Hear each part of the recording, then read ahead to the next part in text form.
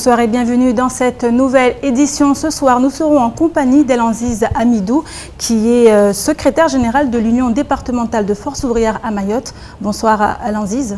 Oui, bonsoir. Merci à vous d'avoir accepté notre invitation. Ce soir avec vous, il sera question de cette décision prise par la DIECT concernant ces licenciements dans le groupe Sodifram. Nous en parlerons plus amplement, mais d'abord, voici les titres de ce jeudi 16 octobre.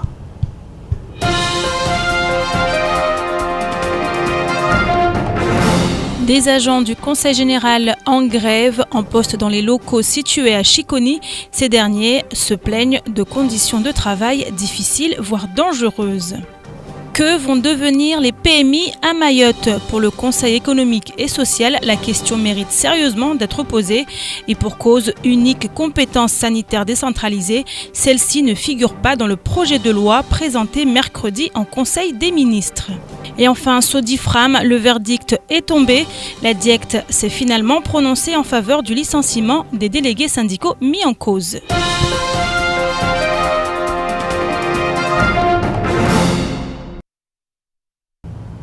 Fin de conflit à la Sodifram après plusieurs semaines de grève qui ont marqué le groupe et causé de nombreux dysfonctionnements. Le couperet tombe. La DIECT a tranché et met fin à la polémique en se prononçant en faveur du licenciement des représentants du personnel mis en cause. 5 licenciements ont donc été validés. Davantage de précisions avec Shakila Issouf et Leslie Vimné.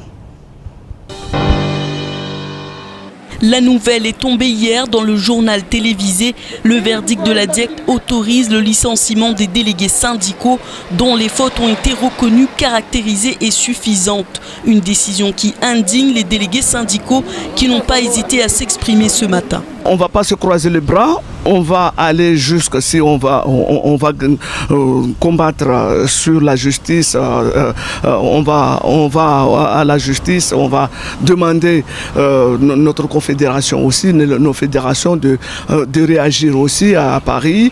Et nous, on va pas laisser 30 familles dans la rue parce que là c'est une atteinte aussi au-delà de guerre droit syndical, mais aussi il y a des familles à nourrir, il y a plusieurs familles. S'ils sont licenciés, cela veut dire la DIECT n'a pas pu analyser que la famille, ce sont des familles aussi, il y a des familles à nourrir. Personne ne voulait que cela se produise, mais voilà, 5 membres de Force ouvrière vont se retrouver au chômage. Ils vont sans doute utiliser toutes les voies de recours pour se défendre, mais que peuvent-ils faire ? Il est clair que les organisations syndicales de Mayotte se sentent touchées par ces licenciements et comptent bien se faire entendre. C'est une information qui nous est amère parce que c'est le mouvement syndical en général à Mayotte qui est attaqué. Il faut savoir tout simplement que ce délégué est présent dans l'entreprise, le délégué syndical, depuis un certain nombre d'années. Il a fonctionné de cette manière et ce fonctionnement a été accepté par la direction. Donc aujourd'hui, aller jusqu'à licencier ce délégué parce qu'ils n'ont pas pu se mettre d'accord sur son fonctionnement, nous trouvons que c'est aller trop loin. Malgré que le protocole de sortie de crise du mois de juin ait été signé, une procédure de licenciement à l'encontre des délégués syndicaux a été lancée. Le 8 septembre, les salariés étaient dans la rue. Aujourd'hui, ce sont plusieurs salariés qui se trouvent menacés de licenciement, plusieurs familles qui vont se retrouver sans revenus. Elanziz, la décision de la DIECT, en tout cas l'autorisation pour ces licenciements, vous a beaucoup marqué? Mais écoutez, j'ai un profond sentiment d'indignation face à une décision qui, à mon sens, me semble injuste de par la gravité de cette décision. Hein, parce que là, il y a un conflit. Et dans ce conflit-là, il va falloir qu'on recherche la vérité. Et la vérité. C'est-à-dire la vérité. Mais la vérité, c'est qu'il y a une machination et il y a une conspiration complot contre EFO. Carrément. Ah ben, carrément, ça a commencé depuis le recrutement de M. Nassourdine et de Darkawi à la tête de la direction de Sodifram. Depuis, les ennuis de Force ouvrière ont commencé. C'était en 2013. Auparavant, on avait su dépasser tous les conflits. Mais à partir de cette nouvelle direction, bah écoutez, on n'a jamais pu arriver à calmer les choses et avancer vers un dialogue social constructif. Ça, c'est ce qui se passe au sein du groupe, mais la DIECT est intervenue avec un dossier, des éléments dans ce dossier qui justement ont mené la structure à trancher en faveur de ce licenciement. Donc le complot, n'est-ce pas pour vous, en tant que syndicaliste, aussi une façon de justifier votre action? Justement, ce qu'il faut expliquer, que l'inspecteur de travail, il avait en charge de contrôler est-ce qu'il y avait véritablement de fautes, premièrement. Deuxièmement, il fallait contrôler est-ce que la faute qui est commise, elle n'avait pas de lien avec le mandat. Est-ce que l'employeur ne cherche pas, à travers des fautes qui peuvent imputer par-ci par-là aux salariés, pour masquer une intention de virer de la boîte le délégué concerné? Si le lien entre la faute et le mandat, il est fait, la décision de l'inspecteur sera un refus de licencier. Parce qu'il est trop facile de rechercher une quelconque faute. Parce qu'il faut dire que nous, on est des êtres humains. Personne n'est parfait. On commet de temps en temps des bêtises. Est-ce que ces bêtises-là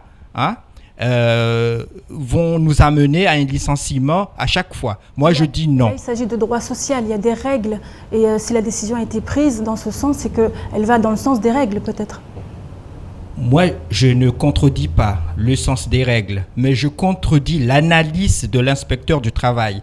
En mon sens, je pense que l'inspecteur de travail n'a pas su analyser en profondeur le lien entre la faute commise et le mandat. Et c'est là où j'en viens, c'est que l'employeur a tout le temps recherché des fautes pour coller à nos délégués FO, pour les virer. Vous savez pourquoi? C'est pour créer un syndicat fait maison au sein de cet établissement-là, de ce groupe-là, et pour programmer l'échec aux élections de Force ouvrière. Parce que vous savez très bien que les 5 délégués syndicaux qui sont licenciés, parce qu'ils sont licenciés immédiatement, c'est sans délai. Aujourd'hui, ils ont reçu le courrier de licenciement et c'est marqué que c'est sans délai.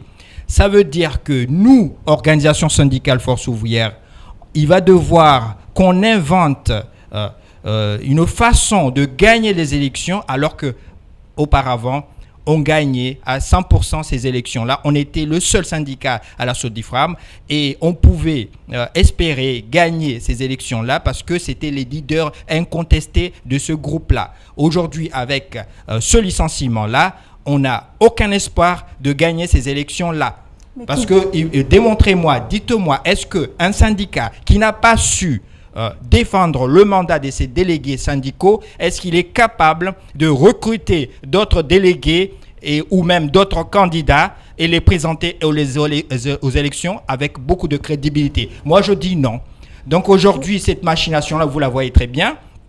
On vire les délégués FO pour installer des délégués faits maison qui vont obéir à tout ce que va dire. Par qui? L'employeur va installer, va démarcher et installer un syndicat fait maison. Et je vous dis... Mais il y a des votes, il y a des élections. Donc, il y a des votes et des élections, mais quand on ne vous donne pas la chance de vous présenter à ces élections, est-ce que vous êtes capable de gagner des élections auxquelles vous n'avez aucune chance déjà d'être candidat? C'est là où se pose la question. Ce conflit qui se joue à la Sodifram, pour vous, remet en cause complètement l'organisation syndicale au sein du territoire même? Moi, je dis, aujourd'hui, l'autorisation qu'a donnée la DIECT, c'est un permis de tuer les syndicats à Mayotte. Il faut le dire, c'est ça, c'est un permis. Maintenant, le patronat, les employeurs, maintenant, ils le savent, qu'à partir de cette jurisprudence, de cette décision-là, ils auront toute l'attitude à licencier à tour de bras les délégués, les salariés protégés. Et c'est ce qu'ils vont faire. Pourtant, vous avez fait venir il y a quelques semaines Madame Carole Desiano, qui elle est secrétaire générale de FO au GTA, et même suite à sa visite, la décision n'a pas forcément influé dans le sens de ce que vous souhaitiez. Est-ce que pour vous ici, vous allez encore refaire appel aux instances nationales? c'est pas qu'on va faire appel aux instances nationales. C'est que nous, organisation syndicale Force ouvrière, on est une organisation fédérée et confédérée. On touche à un délégué salarié protégé à Mayotte, c'est toucher toute l'organisation syndicale, la confédération et tout ça. Donc aujourd'hui, ce qui se passe à Mayotte, c'est une atteinte à la liberté syndicale et au droit syndical. Et je vous le répète aujourd'hui que cette affaire-là qui se passe aujourd'hui à Mayotte, il y a une résolution de la Confédération qui a été votée la semaine dernière, comme quoi on ne lâchera pas nos délégués, nos salariés protégés. Quand il le faut, on les soutiendra jusqu'au bout. Donc cette résolution-là s'applique à Mayotte, s'applique aussi dans toutes les unions départementales de métropole et des dom-toms. Donc aujourd'hui, il n'y a pas lieu de dire qu'on va faire appel au national. Le national est sur cette affaire-là. Et pour preuve, pendant que je vous parle, il y a déjà un tract de la FGTA-FO qui est déjà sorti pour un appel à la mobilisation le 3 novembre prochain. Cet appel-là s'adresse à toute la population de Mayotte, ça s'adresse à toutes les organisations syndicales, à toutes les forces vives de la nation pour combattre la décision injuste de la DIECT d'autoriser à licencier injustement des salariés protégés. On continue suite à ces licenciements. La tension est plus que palpable au sein du groupe. Les salariés sont sur la sellette et craignent d'être licenciés à leur tour. Selon FO, il est clair que l'objectif de la direction est de mettre en place un syndicat acquis à leur cause. Les précisions de Shakila Youssouf et Leslie Vimné. Tension, pression, intimidation, les salariés de la Sodifram craignent tous de perdre leur emploi. Les délégués syndicaux ne sont pas protégés et se demandent à qui le tour. Aujourd'hui, je suis tellement déçu avec la décision de la DIECT. Et j'ai pensé qu'on est dans un pays de droit commun et qu'on regarde les choses. Parce qu'avec la décision qu'on a eue aujourd'hui venant de la DIECT, et qu'il a donné, comment dirais-je, le feu vert de licenciement des 5 représentants du personnel. Et je me demande où est-ce qu'on en est aujourd'hui, parce que cette situation, ça va, comment dirais-je, ça va aggraver les autres sociétés. Ils vont essayer de faire la même chose. C'est un conflit social qui dure depuis maintenant 5 mois. Plusieurs négociations ont eu lieu, mais il est bien trop tard. La haine et la rancœur semblent avoir pris le dessus. Je voulais juste souligner qu'il y a d'autres procédures de licenciement qui sont en cours. Et c'est devenu comme une malaise. Ça veut dire qu'aujourd'hui, tout le monde a peur dans la société. Que si ce n'est pas moi qui va être appelé pour être mis à pied, et franchement, c'est grave.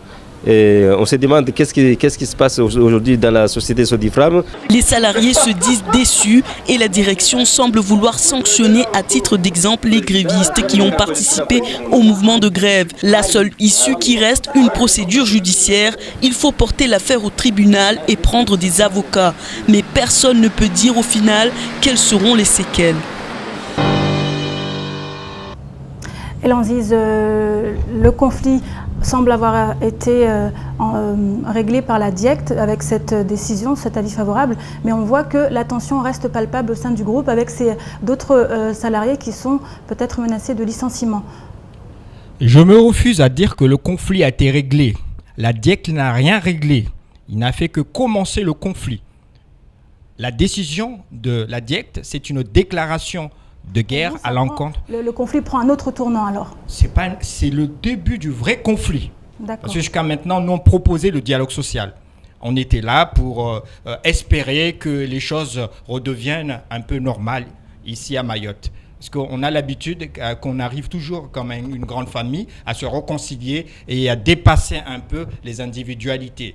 Mais là, avec la décision de la DIECT, ça nous confirme la conspiration, le complot total du patronat et un peu de toutes les administrations pour mettre à mal le droit syndical ici à Mayotte.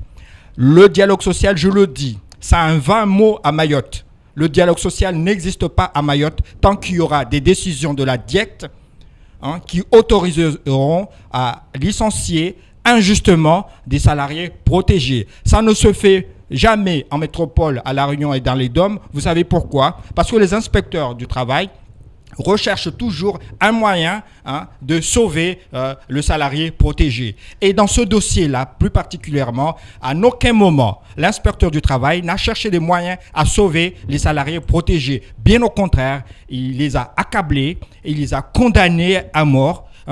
Ça c'est l'expression même. Ça dénote bien l'intensité et la gravité de cette décision-là.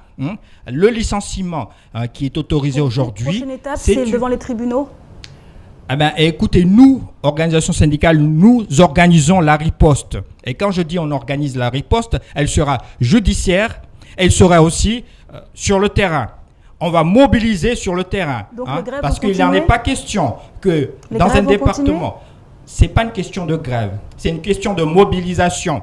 Il faut que les Mahorais, aujourd'hui, se sentent en sécurité juridique ici à Mayotte. Il va falloir qu'on sorte de cette insécurité juridique. Un coup, on a des décisions qui vont dans le sens de ce qu'on attend. Un coup, on a des décisions qui ne vont pas dans ce sens-là. Donc, on veut des décisions qui soient pertinentes. Prochainement. Les PMI sont-elles menacées au vu du projet de loi santé présenté mercredi en Conseil des ministres? La question mérite d'être posée.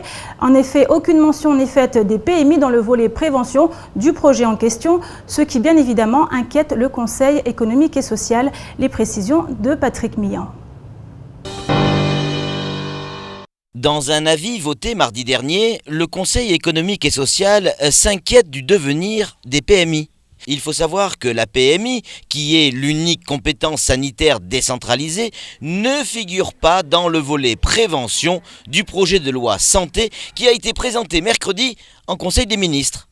À Mayotte, chaque année, c'est plusieurs milliers de personnes qui vont dans les PMI car les soins y sont pris en charge par le Conseil général à hauteur de 96% et seulement 4% par l'État. Pour Sarah Moussoun, la situation est intenable. C'est une institution qui est très proche de la population et nous connaissons aujourd'hui avec l'absence de l'AME, l'aide médicale à Mayotte, la PMI rend service énormément à une population étrangère qui a besoin de ces soins-là. La seule question aujourd'hui qui m'embête, les moyens aujourd'hui, est-ce que nous aurons ces moyens-là qui pourront aider ces PMI à survivre?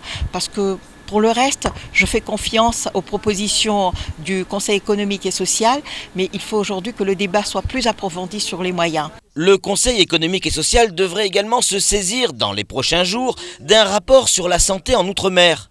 En 2012, le taux de mortalité infantile était de 3,5 pour 1000 naissances en métropole, 6,8 à La Réunion, 7,1 en Guadeloupe, 7,2 en Martinique, de 11,8 en Guyane et de 13,5 à Mayotte, Mayotte qui détient là encore un record national. Enfin, c'est du bout des lèvres que ce rapport évoque l'immigration qui, selon les chiffres, représente une large partie des personnes qui bénéficient de la PMI. Des rebondissements dans l'affaire du rapport commandé par le réseau entrepreneurial de Mayotte sur la compagnie aérienne EWA. Nous vous l'annoncions hier dans notre édition. Selon un communiqué, ce rapport dénonçait le montage financier de la compagnie de manière alarmante. Mais aujourd'hui, il a été publié et après bonne lecture, ces dénonciations semblent bien infondées. Les explications de Camille Leca. Violence économique.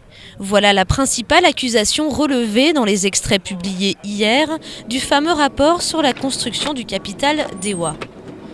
Mais aujourd'hui, rebondissement, le rapport a été mis en ligne dans son intégralité sur le site du réseau entrepreneurial de Mayotte. Problème, la majorité des arguments avancés sont infondés. Il est notamment décrit qu'avec près de 1 300 000 € d'apport, Mayotte n'a le droit au final qu'à 22% des parts et les Mahorais se trouveraient ainsi spoilés dans ce dossier. Et c'est faux, si l'on ajoute les 25% détenus par l'entreprise mahoraise Ilang Invest et les 22,7% détenus par la CCI de Mayotte, on arrive à une part de 47,7%. Une erreur qui en devient même drôle si l'on s'arrête sur la conclusion de l'étude qui préconise que Mayotte puisse disposer d'au moins 40% de parts d'actionnariat dans la compagnie DEWA. La réunionnaise Air Austral est bien l'actionnaire majoritaire d'EWA, mais pour le vice-président de la CCI de Mayotte, cela se justifie complètement. C'est une compagnie mahoraise dont les actionnaires, qui sont bien sûr des locaux, ont misé de la sorte à ce qu'ils ne soient pas dans l'immédiat majoritaire. Pourquoi ? Parce que il fallait bien de l'expérience, il fallait bien bénéficier des expertises, il fallait bien en bénéficier pas mal de leviers qui feront que cette compagnie puisse prendre son envol. Et à ce moment-là, c'était un choix, je pense, osé, c'était un choix bien calculé. Autre annonce qui s'avère fausse aujourd'hui, l'identité du cabinet d'avocats Smith Doria, à qui le réseau entrepreneurial de Mayotte prétendait avoir commandé ce rapport. Contacté par téléphone, il a nié son implication. Et pour en savoir plus, vous pouvez accéder à l'intégralité du rapport sur le site www.réseauentrepreneurialdemayotte.com. Des conditions de travail difficiles, des normes de sécurité non respectées, voilà quelques-unes des raisons qui ont poussé des agents du Conseil général à se mettre en grève en poste à Chiconi, à l'unité d'action sociale. Ces derniers ont décidé d'user depuis hier matin de leur droit de retrait. Le reportage de Patrick Mian et d'Hakim Saïndou. Depuis hier matin, les agents du Conseil général de Chiconi, en poste à l'unité d'action sociale, exercent leur droit de retrait et ce, jusqu'à nouvel ordre. Les 34 agents se plaignent des conditions de travail et notamment de la dangerosité du bâtiment. Un bâtiment qui accueille au moins 6 services sociaux, dont celui des assistantes sociales, qui sont censés se déplacer au domicile des administrés, mais sans moyen de locomotion. Alors les entretiens se déroulent au bureau et au milieu des autres services, car il n'y a que 4 postes de travail, mais là encore, les conditions semblent difficiles car même le secret médical ne peut être garanti. Pour Issouf Ali Ravza de la CGTMA Santé, il devient impossible de travailler dans ces conditions. Les conditions de travail ne leur permettent pas d'accéder sur cet établissement. Du coup, tout l'ensemble des employeurs, ils sont 34 agents qui exercent à l'intérieur, ils suivent ce droit de retrait depuis hier. Tant que le danger n'est pas écarté, nous resterons à l'écart de cet établissement. Ces agents du Conseil général ont le sentiment d'être abandonnés à l'autre bout de l'île par leur employeur. Un déplacement d'un élu ou d'une autorité et un peu de considération devraient suffire à désamorcer ce conflit social. Le Conseil général a annoncé aujourd'hui une démarche de révision du tarif général de l'octroi de mer a été enclenchée, et ce pour faciliter le développement économique et lutter contre la vie chère. La collectivité va s'appuyer sur la stratégie régionale du développement économique qui sera mise en place d'octobre 2014 à janvier 2015. On écoute le président du Conseil général Daniel Zaidani au micro de Camille Leca. La base de données de l'octroi de mer correspond à peu près à près de 15 000 produits. Nous avons décidé de faire appel à un cabinet pour nous proposer des tarifications les plus appropriées à mettre en place sur le territoire afin d'éviter des difficultés que nous avons pu rencontrer ici ou là. Par à coup, le Conseil général, bien évidemment, a pu ajuster, modifier et rattraper. Mais je crois que lorsque nous avons une stratégie de développement conçue et réalisée dans un objectif clair qui consiste à faire baisser les prix sur le territoire, à dynamiser des secteurs économiques, je pense notamment au réseau, à l'internet, au débit. Donc du coup, ce cabinet va nous faire des propositions qui nous permettra d'avoir une stratégie politique correspondant à une volonté réelle d'améliorer la vie au quotidien des consommateurs. Et toujours du côté du Conseil général, une conférence de presse se tenait ce matin pour présenter les assises des conditions de réussite des étudiants mahorais installés en métropole. Elles se tiendront samedi 25 octobre prochain à l'Université de Toulouse. Pour cette troisième édition, la collectivité et ses partenaires ont choisi de mettre l'accent sur leur insertion dans les secteurs porteurs du développement du département. Plus d'explications avec Camille Leca. Favoriser le retour des étudiants mahorais installés en métropole en les aidant à mieux s'insérer dans la vie active, voilà l'objectif du Conseil général. En choisissant cette thématique, la collectivité a cerné un problème de taille. Bien souvent, les formations suivies dans l'Hexagone ne correspondent pas au marché de l'emploi mahorais. Résultat, les jeunes diplômés restent inactifs à leur retour sur l'île. Le retour comme le départ, ça se prépare. Donc là, on a mis l'accent sur le retour de nos jeunes après leurs études. Donc, comment ils vont rentrer, dans quel secteur ils peuvent aller travailler, avec quelle entreprise, avec quelle société, dans quelle administration. Donc tout ça, ça se prépare. Donc c'est pas du jour au lendemain, quand on est sur le territoire, qu'on essaie d'avoir les renseignements nécessaires. Donc c'est l'un des objectifs de ces troisièmes assises qui vont se tenir ce samedi 25 à Toulouse.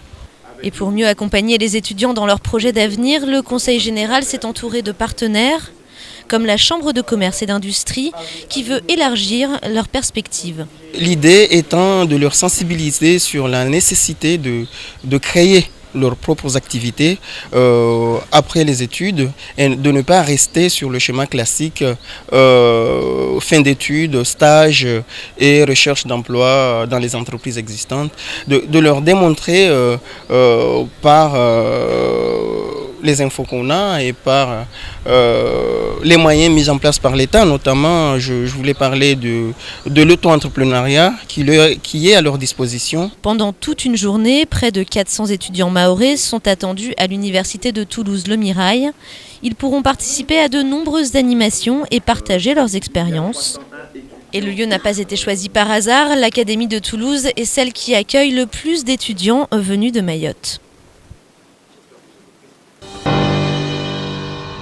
Et le Conseil général continue de développer ses efforts envers les étudiants. Sur l'année universitaire 2013-2014, il a consacré 14,7 millions d'euros aux aides complémentaires de bourse. Je vous propose à présent de faire un tour d'horizon de l'actualité, en bref, et présenté par Camille Leca.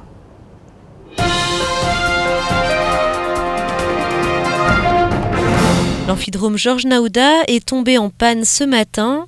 Alors que le personnel effectuait la vidange de l'appareil, un des propulseurs a lâché, obligeant le capitaine à faire dériver l'embarcation entre l'île Ombouzi et la pointe Mahabou pendant 15 à 20 minutes. Heureusement pour les passagers, le problème a vite été maîtrisé. La société de transport scolaire Matisse vient de lancer un site internet destiné à sa clientèle à l'adresse suivante www.halo.yt. Des informations sur la desserte scolaire, sur le trafic ou encore sur les horaires seront désormais disponibles d'un coup de clic. Une bonne nouvelle qui devrait faciliter l'organisation des trajets pour les 22 000 élèves et étudiants de l'île.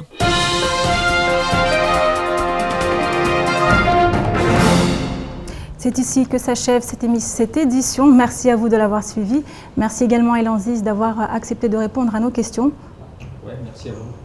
Dans quelques instants, le point sur la météo de demain avec Ornella Perrine. Quant à moi, je vous retrouve demain pour une nouvelle édition.